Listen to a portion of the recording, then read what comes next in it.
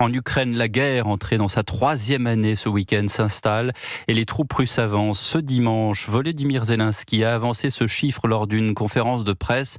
31 000 soldats ukrainiens sont morts depuis le début du conflit.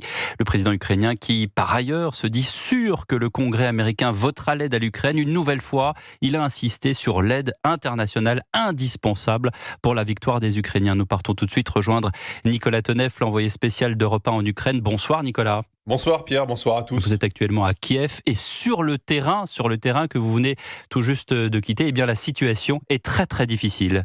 Oui, la pression russe est énorme sur l'ensemble du front. Le sud du pays, la région de Kherson a été lourdement bombardée. Le Donbass aussi, d'où j'arrive, avec des tirs hier soir sur Konstantinivka, sur la position ukrainienne de Chassiv Yar qui est attaquée jour et nuit. C'est la position qui fait office de verrou devant la grande ville de Kramatorsk.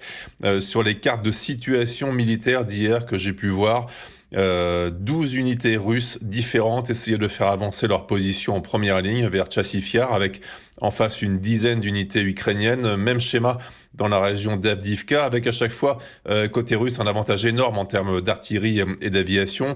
Ce qui est visible côté militaire ukrainien, c'est la mise en place de positions de défense qui reculent, ce qui s'interprète de deux façons, ou de la stratégie à long terme, ou l'anticipation déjà d'un retrait forcé des lignes existantes. Ce qui est visible également, c'est le matériel endommagé, évacuer des lignes comme des transports de troupes Bradley.